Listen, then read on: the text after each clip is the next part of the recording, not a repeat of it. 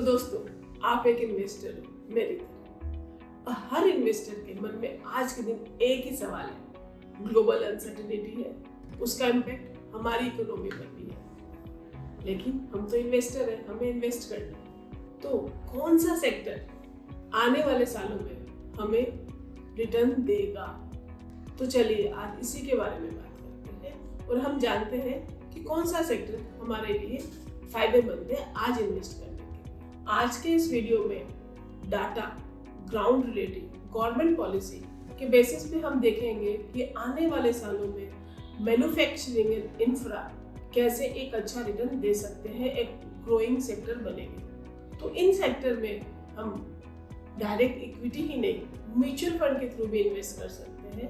तो वो कैसे करें और उसके क्या फायदे हैं वो भी कवर करेंगे। अब चलिए देखते हैं डाटा जो इंडिकेट करते हैं कि आने वाले सालों में मैन्युफैक्चरिंग एंड इंफ्रा सेक्टर कैसे बूम करने वाले हैं एंड क्यों बूम करने वाले हैं। गवर्नमेंट का कैपिटल एक्सपेंडिचर बजट FY25 में 11 लाख करोड़ था अप्रॉक्स, जो कि रिवाइज होकर 10 लाख करोड़ हो गया। वहीं पर FY26 में वो फिगर बढ़कर वापस 11.21 लाख करोड़ हो गया।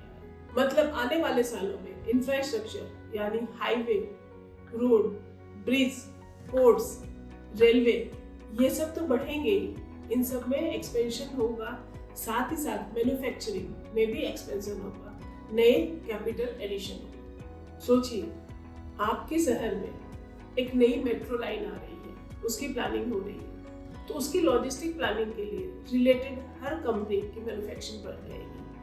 L&T जो कि जनरली इस इंडस्ट्री से एसोसिएटेड है, उसको नए ऑर्डर मिलेंगे और उसमें कैपिटल एक्सपेंडिचर होगा और उसका ग्रोथ होगा। तो दोस्तों, 4 मेजर पॉइंट है। एक गवर्नमेंट कैपिटल एक्सपेंडिचर, दूसरा रेलवे बजट, रेलवे को बूस्ट, तीसरा PMI एंड चौथा PLI स्कीम। ये चारों मिलकर मैन्युफैक्चरिंग एंड इंफ्रास्ट्रक्चर सेक्टर को बूस्ट करने वाले हैं। कैसे, ये मैं बताती हूँ। इंडियन रेलवे का बजट जो FY24 में 2.4 लाख करोड़ था, वो बढ़कर FY26 में 2.65 लाख करोड़ हो गया है। इसका मतलब नई metro rail, new bullet train, new railway tracks, existing railway station का मॉडिफिकेशन या फिर नए रेलवे स्टेशन, यानी इंजीनियरिंग, प्रोक्योरमेंट एंड कंस्ट्रक्शन, इन तीनों सेक्टर के पास ऑर्डर की भरमार। परचेजिंग मैनेजर्स इंडेक्स यानी PMI जो कि जुलाई 2025 में 59.1 यानी कि 50% से ज्यादा। इसका मतलब क्या है? इसका मतलब है हमारे मैन्युफैक्चरिंग कंसर्न्स के पास में सफिशिएंट ऑर्डर है और वो अब एक्सपेंसिव की ओर है। तो यहाँ पर भी हमें एक इंडिकेशन दिख रहा है जो एक्सपेंसिव फेज में जाता हुआ है। फैक्ट्रीज हाई डिमांड पे चल रही है और स्पीड ले रही है। आप इसे ऐसे समझ सकते हैं कि हम जब एग्जाम देते हैं, हमारा पासिंग परसेंटेज 50 है, तो 50% पे हम पास हो जाते हैं और उससे ज़्यादा जो होता है उससे हमारा और बेहतर परफॉर्मेंस की ओर इशारा करता है। सिमिलरली आप उसी से PMI इंडेक्स को लिंक कर सकते हैं। हमारा PMI 59% है, इसका मतलब है कि हमारे मैन्युफैक्चरिंग कंसर्न ठीक ठाक चल रहे हैं और वो अब ग्रोथ की राह पर है। PLI scheme, production incentive scheme. PLI scheme के तहत गवर्नमेंट ने नियरली 12 सेक्टर में अभी तक 22,000 करोड़ के आसपास डिस्पर्स कर दिए, यानी कि electronics, auto, pharma, in sector में सबसे ज्यादा पेमेंट हुआ है।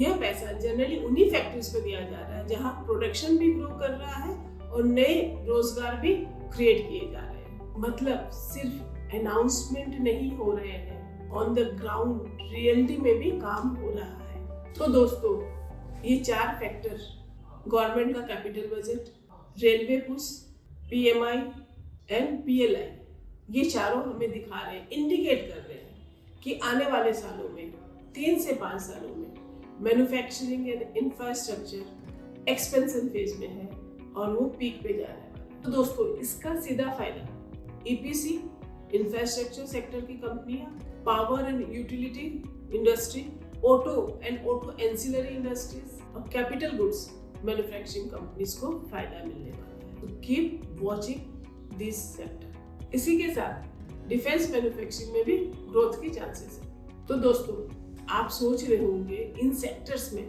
इन इंडस्ट्री में बहुत सारी कंपनियां हैं, उनमें से किस में लगाया जाए, कब एंट्री और कब एग्जिट किया जाए, कितने दिन की होल्डिंग रखनी चाहिए, कितना अमाउंट कहाँ किस कंपनी में एलोकेट करना चाहिए। तो इसका सबसे सीधा और सरल उपाय है म्यूचुअल फंड। आप म्यूचुअल फंड में इन्वेस्ट करिए, सेक्टोरल फंड में या थीमेटिक में। मैन्युफैक्चरिंग थीम, इंफ्रास्ट्रक्चर थीम के जो म्यूचुअल फंड है उनमें इन्वेस्ट करिए। आज की डेट में निफ्टी इंफ्रा इंडेक्स का P22 है नियरली, वहीं पर PB 3.5 के आसपास है। तो आप चाहे तो वहां भी इन्वेस्ट कर सकते हैं। अब बात करते हैं म्यूचुअल फंड में कैसे इन्वेस्ट करना है। तो पहला, हम SIP के थ्रू मंथली एक फिक्स अमाउंट इन्वेस्ट कर सकते हैं। कहाँ कर सकते हैं?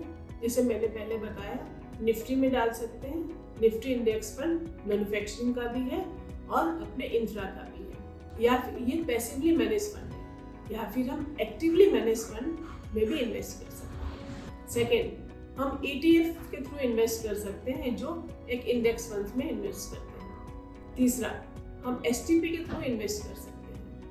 STP मेथड के लिए हम लमसम अमाउंट, जो अमाउंट हमें एलोकेट करना है इन फंड में, इन सेक्टर में और थीम में, उसके लिए वो अमाउंट हम एक लिक्विड फंड में इन्वेस्ट करके पीरियोडिकली, वीकली या मंथली हम उस अमाउंट को अपने टारगेट फंड में स्टैगर वे में इन्वेस्ट कर सकते हैं। तो ये तीनों तरीके से आप म्यूचुअल फंड में इन्वेस्ट कर सकते हैं। कौन सा म्यूचुअल फंड? म्यूचुअल फंड जिनकी थीम मैन्युफैक्चरिंग या इंफ्रा हो, या फिर दोनों। दोस्तों, आपको अपना time horizon and risk profiling को ध्यान में रखते हुए इन्वेस्ट करना है। ये दोनों सेक्टर एग्रेसिव इन्वेस्टर के लिए है। इनकी रिस्क प्रोफाइल काफी हाई है, बिकॉज ये एक पर्टिकुलर थीम को बेस कर रहे हैं। अगर आप एग्रेसिव इन्वेस्टर हो तो भी मैक्सिमम 10% ही इन सेक्टर में एलोकेट रखें। अगर आपकी प्रोफाइल कंजर्वेटिव है तो 1 से 2% से ज्यादा इन फोलियो में मत इन्वेस्ट करिएगा। अगर आप मॉडरेट हो तो नियरली 5% अपने टोटल एसेट का यहाँ पे इन्वेस्ट कर सकते हो इन सेक्टर। लेकिन एक बात आप तीनों के लिए लागू होती है कि आपका investment time horizon minimum 5 year का हो। अगर आपको वॉलेटिलिटी डराती है, वॉलेटिलिटी ललचाती है, तो मेरी एडवाइस है आप पैसिव फंड में इन्वेस्ट करिए, चाहे वो निफ्टी इंडेक्स फंड हो या ETF हो, क्योंकि वो दोनों फंड बेंचमार्क को फॉलो करते हैं और आपको उन वॉलेटिलिटी का डर नहीं सताएगा। तो दोस्तों, आपके पास पूरी क्लियर पिक्चर है, डाटा भी है, ग्राउंड फिगर भी है और कंपनी के पास ऑर्डर बुक भी है। वहीं पर आपको रास्ता भी पता है। तो start your investment but with precaution. आपके हिसाब से कौन सा और सेक्टर है जो आने वाले 3 से 5 साल में हमें ग्रोथ दे सकता है? कमेंट बॉक्स में लिख के बताइए और प्लीज शेयर करिए अपना ये वीडियो अपने दोस्तों को, अपने फ्रेंड्स को। सब्सक्राइब करें एंड लाइक करें।